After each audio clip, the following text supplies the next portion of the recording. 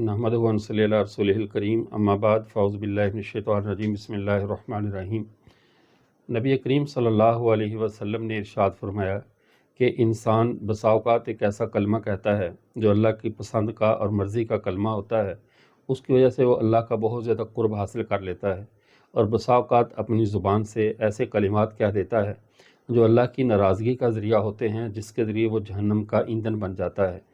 اس حدیث مبارکہ میں جس کو صاحب مشکات نے نقل کیا، نبی کریم صلی اللہ علیہ وسلم نے ہمیں زبان کی احتیاط کے بارے میں حکم فرمایا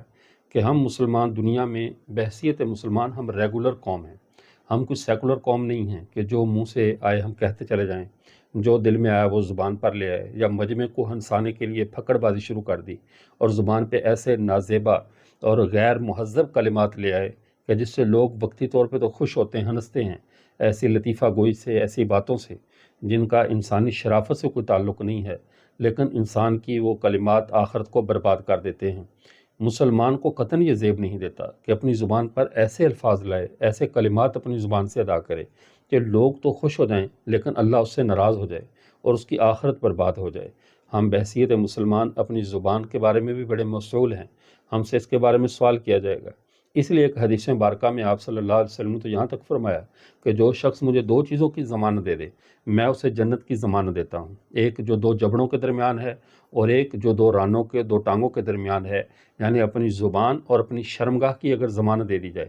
یہ دو چیزیں ایسی ہیں جو انسان کو پھسلا دیتی ہیں، راہ راست سے ہٹا دیتی ہیں، ایک شرمگاہ کے تقاضے، ایک بولنے کا چسکا، نئی بات کرنا، نئی گفتگو کرنا تاکہ لوگ مجھ سے متاثر ہوں، اور نئے لطائف سنانا جن کا حقیقت سے کچھ تعلق نہ ہو، جھوٹی باتیں سنانا، یا کسی کے اوپر بلا وجہ کی تنقید کرنا، کسی کے اوپر کسی کی عزت اور پگڑی کو اچھالنا، کسی مومن کی عزت کو اچھالنا، یہ سارے وہ جرائم ہیں جو انسان کو اللہ کی نظر میں مردود کر دیتے ہیں۔ اور زبان سے اچھا کلمہ کہنا، خیر کی بات کہنا، حتیٰ کہ ایک حدیث مبارکہ میں آپ صلی اللہ علیہ وسلم نے فرمایا اگر تم نے بات کرنی تو اچھی بات کیا کرو ورنہ چپ رہا کرو، یعنی جب بات کرو تو خیر کی بات کرو ورنہ پھر خاموش رہو۔ بلا وجہ کے لطائف، اسٹیج ڈرامے، لوگوں کو ہنسانے کے لیے ایسی حرکتیں اور ایسے کلپس، اور آج کل تو ایسی بےہودگی عام ہو چکی ہے کہ لوگ ایسے ٹک ٹاک اور اس طرح کی اور بہت ساری